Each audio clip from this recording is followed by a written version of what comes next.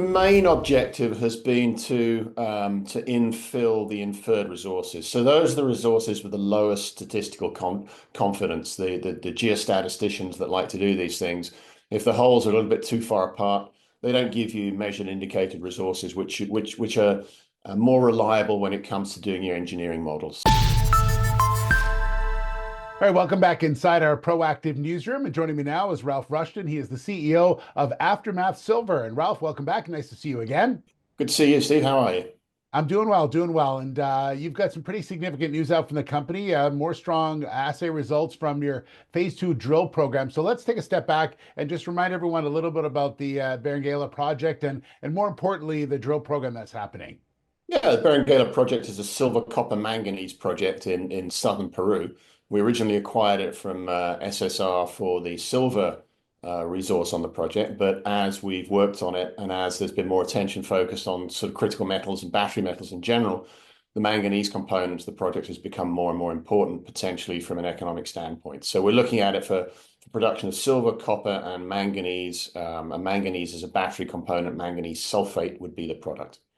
Yeah. So you're doing a 60-hole drill program. You've got 22 holes that you're sharing some data with us now. You're pretty happy with where you're at right now in the drilling? Yeah, we are. The drilling had a number of objectives. So we're drilling in different parts of the mineralization. It had a number of objectives. So combination of reasons. Some of it was conversion of inferred resources into measured and indicated. So that's really just a question of drilling the holes closer together so we get more statistical confidence in the resource. We've got some structural geological investigation of one or two complex zones within the mineralization. So we're doing some literally just some research holes just to try and unravel some of the geological structure.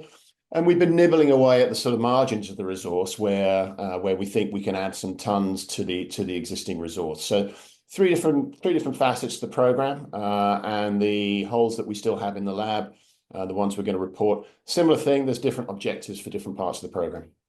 Yeah.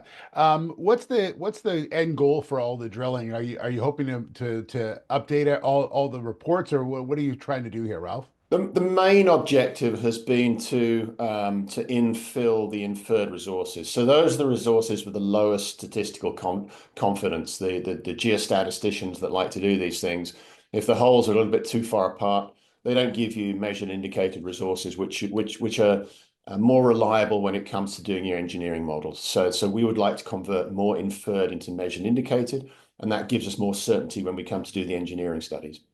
Yeah. And so far, are you continuing on sort of a straight line of where you want to go? Are you planning on still moving around to other places on the project as well? Because you've got quite a few holes left to go here, obviously. Yeah, we've probably got 30 or 40 holes still left to report. We're drilling all the way from the western side over to the eastern side. Once we've completed that drilling, I think we will have sufficient to really make a full go of the engineering studies that we have to do. You got to think about these things in terms of the cash flow model.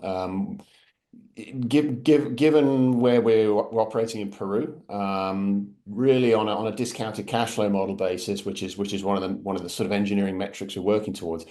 If you have more than 15, 16 years resources in the project, it really has no value to your cash flow model. So there's no point in us continuing to simply expand the resource for the sake of expanding it.